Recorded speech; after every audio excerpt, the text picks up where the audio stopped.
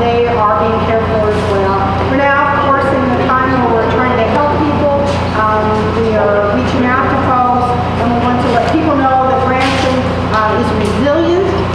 We are a hardy stock here in the Ozarks, and we will be back open for business literally within days.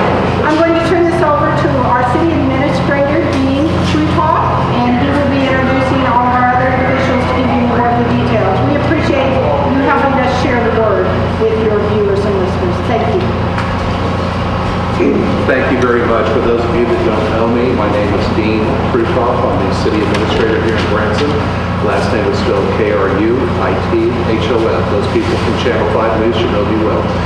But what we want to do is just basically give you an update. And for those of you that haven't made our press conferences yet, this is a tag team event. If you ask a detailed question and I can't handle it, I'm going to bring somebody up here who can, and it's worked so far very well for us.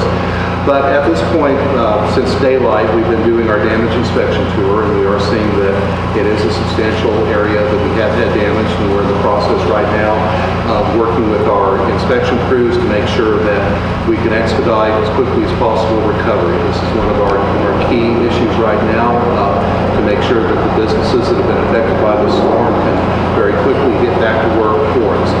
We have had a chance to look at our convention center, and it has suffered quite a bit of damage. We're in the analysis right now, and for those of you who don't know, our convention center is run by the Branson hotels, and, the Hilton hotels, and they're in the process right now of bringing in their building analysis. When you see that, you'll see quite a bit of windows out and roofs out at the convention center. But again, because that's one of the things that brings a lot of people to Branson, we're going to be working very quickly to bring them back up to speed. We've been asked a lot of questions about various things that we're very much on the cusp of announcing for you. One is volunteers. A lot of people have been contacting us and giving us an idea of they want to come in, they want to help. Earlier this morning I said we've asked people not to basically self-deploy, but we are trying to work on efforts, and we are putting together a kind of an intake form to be able to tell volunteers where they can go and where they can give them assignments. I'm hoping we'll have that set up within about an hour or so, literally. We're working on that. Another item that we hope to be able to announce very shortly is we have agencies that are coming to town like Convoy of Hope, Red Cross. They want to have some distribution centers for things such as ice, water, all of that. The First Presbyterian Church has been gracious enough to let us use their parking lot for that distribution. Now, we don't have anything there. In fact, literally, we have people upstairs right now contacting Red Cross, Convoy of Hope, and making that arrangement. The reason we picked the Presbyterian Church is that is closest to a lot of the residential areas in Branson that were affected by this. And I want to point out very quickly that I'm speaking about Branson.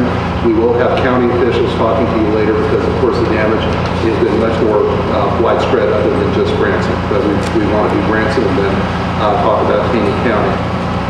One thing that I think is very important to point out, people are asking this question, and we want to make it very clear. Our water plants, our sewer plants, and our distribution plants have not been affected by this storm. We are still producing ample potable water for this community, and we are treating sewage, and we are not having any sewer spills. We know in other communities, especially the Joplin tornado, we know that that was a very major concern for them.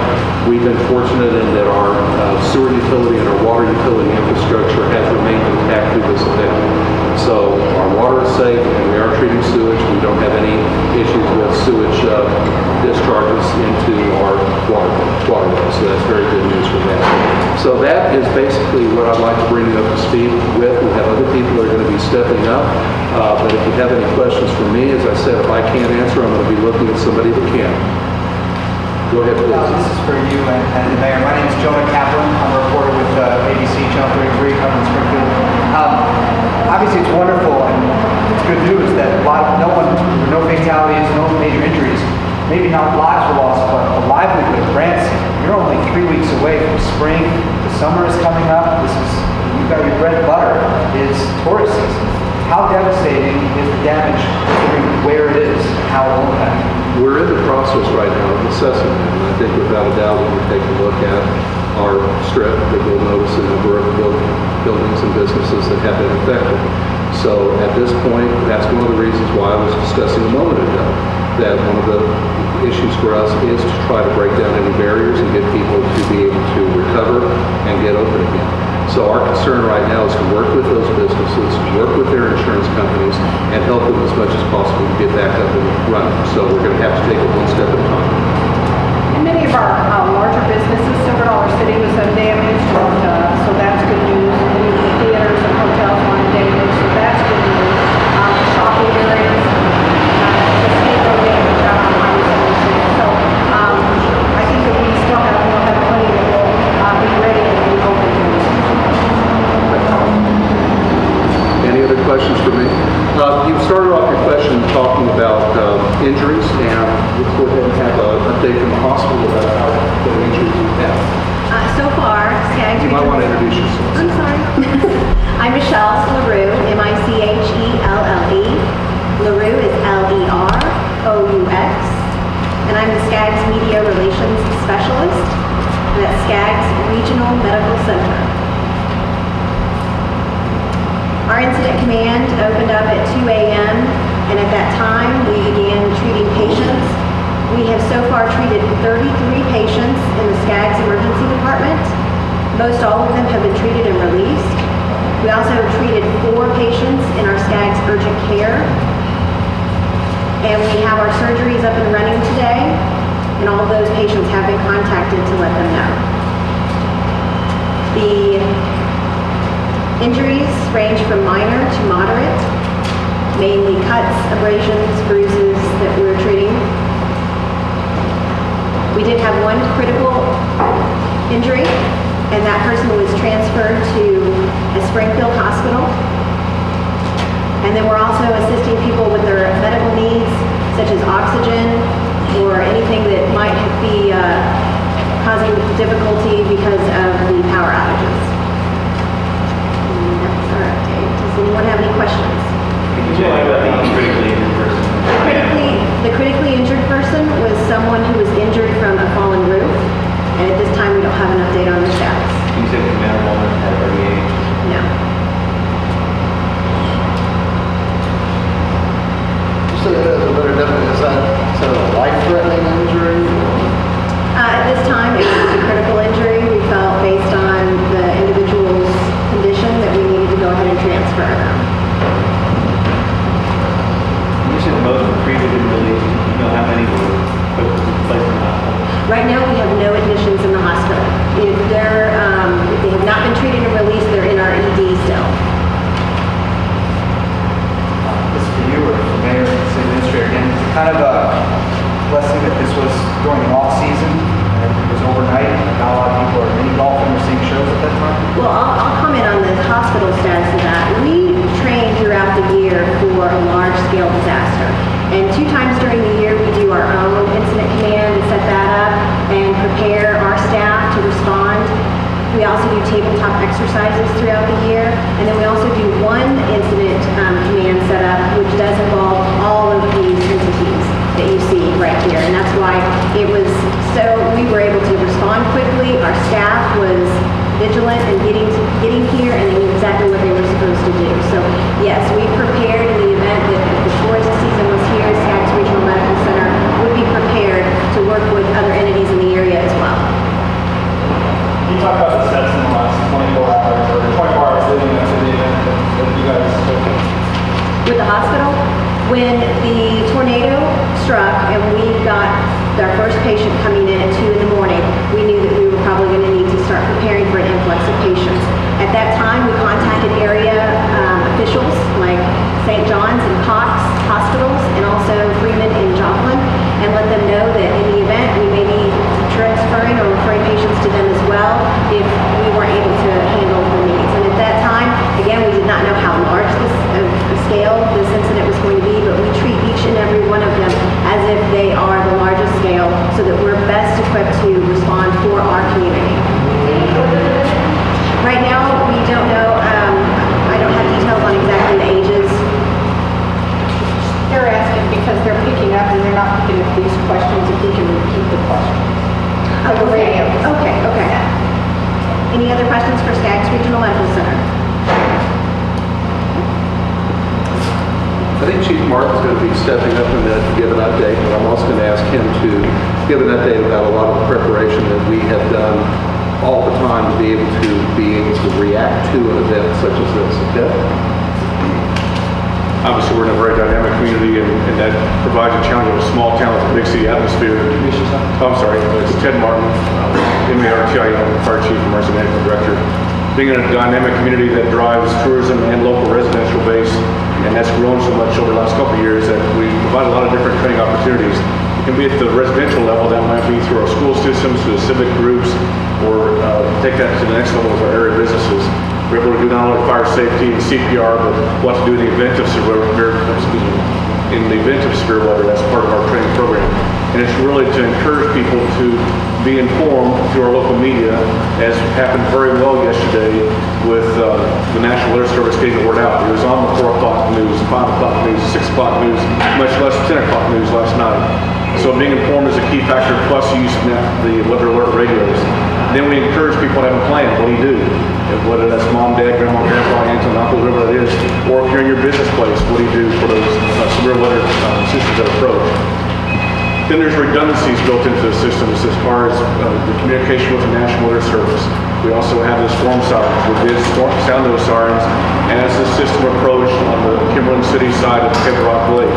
That gave us that good 5 to 10 minute leeway into the Branson area. But again, remember that the storm sirens really focus on outdoor type activities.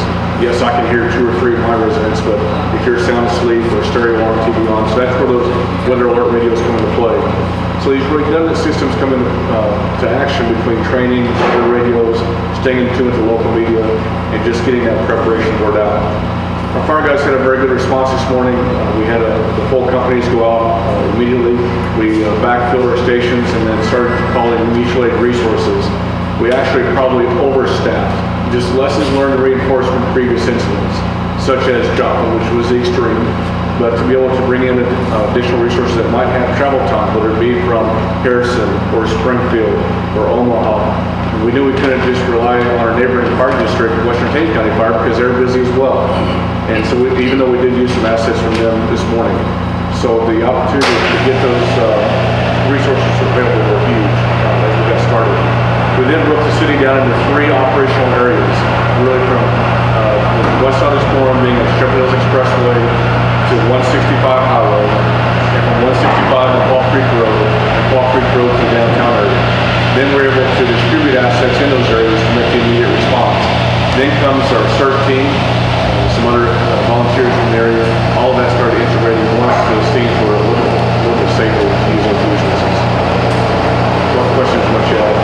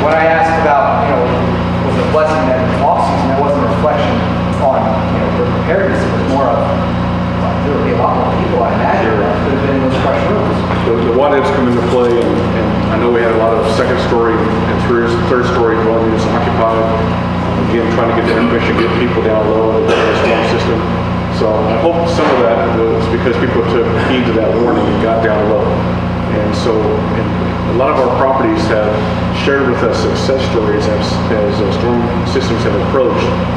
Some of the Meyer properties, for example, have done massive evacuations in their properties to the lowest level and have done it within a matter of minutes.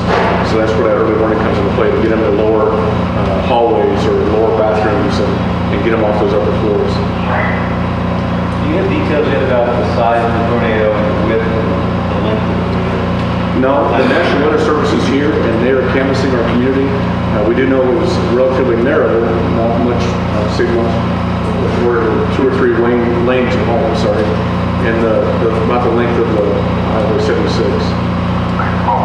might be a question for the commission, but we've heard some reports of leaking this morning at the local Walmart, and I just wanted to No, we've not heard that. No leaking so far. Heard no reports of that.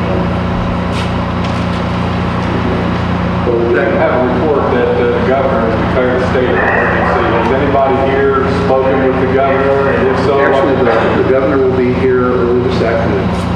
They're making their own arrangements, but we will be having a meeting with the governor later, probably in the very early afternoon. So they, of course, we're not the only community that's been affected by this weather system, so he's had to travel others as well. He will be making a trip to Branson. I believe he's going to be contacting all of you and let them know about the press avail. I do apologize for that. One thing I did want to point out in my briefing that I forgot to tell you about, but we've had a lot of people asking about the debris. As you go around the community, you'll notice quite a bit of debris, people asking where it can be at.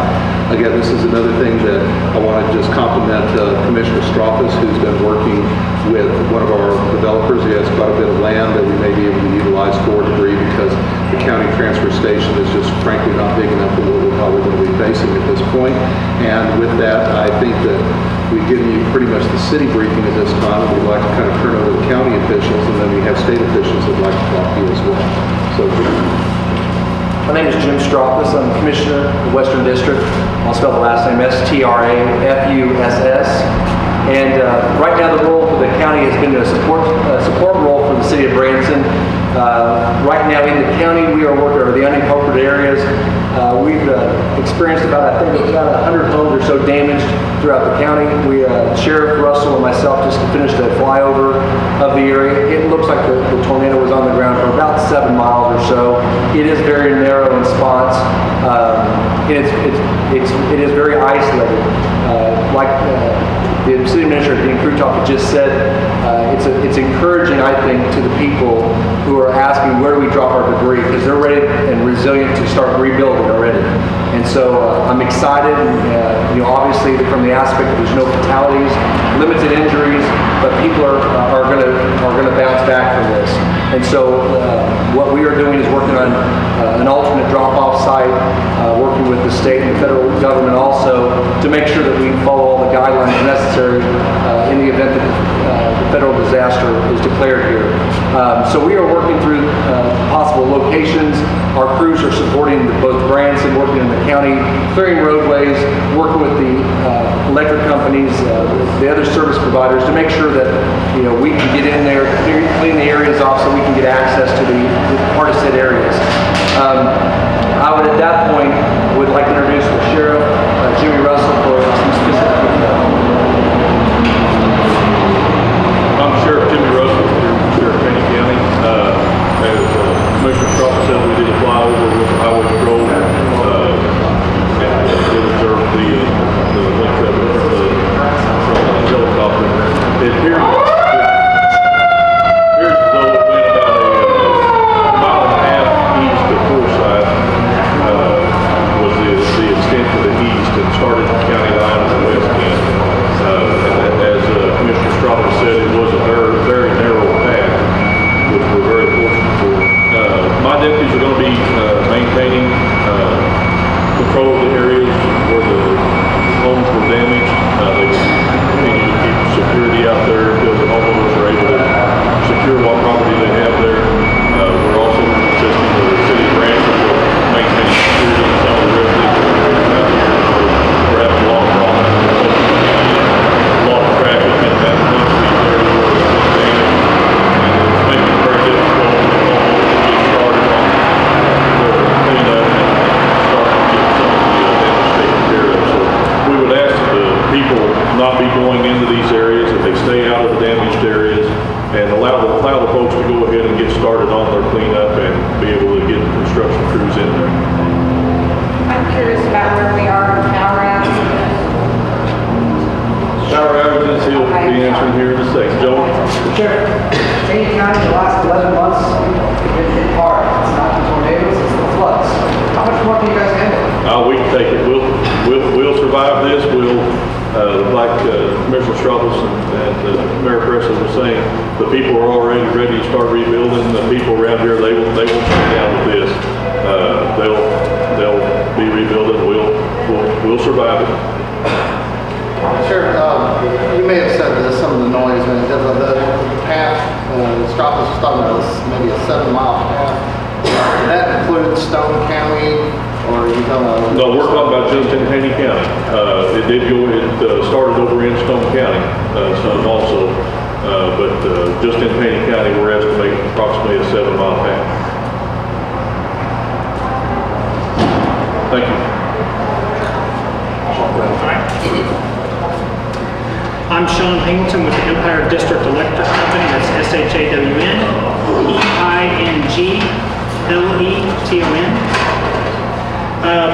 At the height of it, we had somewhere between 6,000 and 6,500 customers out of power in the Branson area. As of right now, or my last update, which is probably a half hour ago, we're somewhere around 5,000. We hope to, with some switching of and changing some things around, going around some of the poles that are down, that we're able to pick up some more of those folks still today.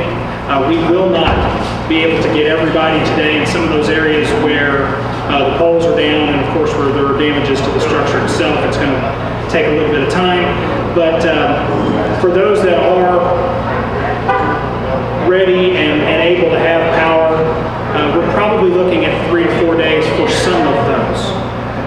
Hopefully not very many of those. I don't have a good number on that, but an estimate of around 1,000 to 1,500 of those folks. Again, we're going to be switching as much as we can still today to get those folks on. We want to encourage everybody, just like earlier, if you happen to see any down power lines or anything like that, stay away from those. Safety is your best key there. Call somebody else in to make sure that those don't assume anything on that. We have approximately 80 poles down in the Branson area. Some of those are distribution poles like you see out front that goes in front of your home, and about 15 of those are transmission poles which connect our substations. So that's going to take some time. We think we're going to be able to get most of the customers around that in the Branson area, but especially in the Mount Branson area, Lakeshore Drive, and that area, it's going to take a little more time because the distribution system is down, and we have to replace that. The good news is we have lots of crews already here, both line crews and tree trimming crews are already here. We've got some more on the way. We've got parts, materials already on the way. So from that standpoint, we'll be working diligently and as much as we can to get that back up and running. Any questions? Okay, thank you. Good morning. My name is Sergeant Jason Pace. I'm a Troop B's Public Information and Education Officer. This 18 region within Southeast Missouri is considered Troop B. So I'll give you a little update as far as what our efforts are within this Troop B region. So as a result of the tornadoes that swept through Southwest Missouri area during the early morning hours, currently there have been 2 lives that have been lost. Several injuries have been reported. Numerous homes and businesses have been destroyed, and thousands of people are without power. Additionally, several docks and boats have been damaged in the Stone County area on Table Rock Lake. Throughout the morning, the Missouri State Highway Patrol has provided and will continue to assist the city and the county with search and rescue efforts, traffic control, security, assess damage throughout the affected areas. We have troopers directing traffic at certain roadblocks, maintaining security, providing aerial support with our patrol helicopter, and our marine operations officers are assisting with damage control on the affected lakes around the area. We just encourage you to, unless you're authorized, we continue to urge people to stay away from the damaged areas, to allow utility companies to work and restore power, and allow businesses and homeowners the privacy as they secure their belongings. So, again, please show your respect to this community as they are dealing with this tragedy. Any specific questions from the Iowa Patrol or within the Southwest Missouri area? Sergeant, where were the fatalities, please? We have one confirmed fatality in Berry County and another in Dallas County. Give you a few other statistics here. Within the Dallas County, there are 20 homes that have been destroyed. Approximately 13 people have been treated for injuries in the Dallas County area. Within the Stone County, 4 injuries reported. Specifically on the Table Rock Lake area, there have been a number of docks that have been damaged. We're claiming 170 boats have possibly been damaged as a result of that.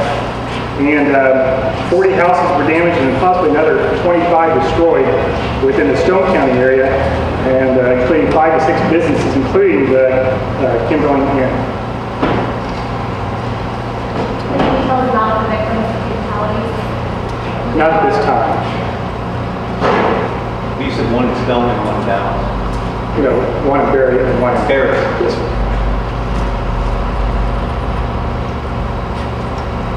Any other questions? Do you have any statistics on total number of injuries and homes damaged in the Caney? Not within the Taney County area. I have to refer to the county director on that. I don't have it told myself. Thank you. My name is Jim Berry. I'm the director of the Taney County Health Department. Our role is a supporting role. Our major job is the protection of the environmental health of the area. We have divided our environmental specialists up into 3 teams. They are now on the streets and they are prepared to work with the property owners, particularly the restaurants and the lodging, because all of those have to have a safety check by us prior to them moving any of their damaged products that might be in coolers or freezers. We are prepared to move with them as quickly as possible, because as soon as electricity can be back to them and they can get into their facilities and start cleaning, we need to be there to support them in a real very quick response. So we are prepared to do that. The second thing we are doing in this particular situation, we do provide animal control for the entire county, including the city of Branson. In a time like this, if there's 2 things happen, people who might be visiting have animals with them. If we put them in shelters, we also have to shelter their animals. So we have put our plan in place, and we are taking their animals and holding them free of charge at our animal shelter. These sort of situations create seem like an abundance of stray animals. And we will start walking through neighborhoods with drive-through, or if we can't drive through, we'll walk to look for stray animals or any other domestic animals that may be. Anybody have questions for me? Thank you. Is there anybody else that? So, I just want to close off with, Jan, go ahead, please. What businesses along the strip are down, and how long a time is it before we're going to be able to open it back up? Jan, at this point, it would be very difficult for us to look. I mean, we're literally looking at the businesses. Some may be very badly damaged, and others might look badly damaged, but they might be able to get them fairly quickly. So that's the analysis we're doing at this point. It's very difficult to answer that question right now. Ted, go ahead. We currently have 2 strike teams in the field, and that encompasses 2 fire marshals and 2 building inspectors, and they'll be building on those teams, so we can go door to door with buildings, get you a better answer, hopefully later today or tomorrow. And speaking of later today or tomorrow, I think we're winding this down, but we'll have any other questions before we wind down. One thing I would like to point out is we've been trying to do these in about 2-hour intervals. As I had indicated before, and I need to stress that this is going to be the governor's schedule, that we understand he's going to be trying to come here early afternoon, meeting with us, and also that they'll do a press avail. But I want to indicate that that is the governor's decision to make, and he's been very busy today, just like we have been. So what I'd like to ask you to do is that if Garrett Anderson, or PIO, does not have your contact information, please get it to him. And if we hear from the governor's office, we will make contacts with you as to what will be taking place.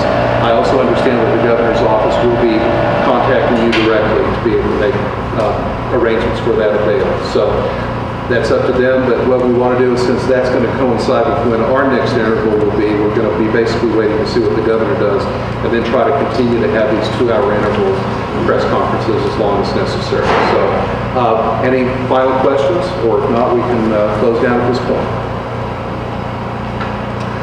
Thank you very much for your coverage. Was the Branson City Administrator here?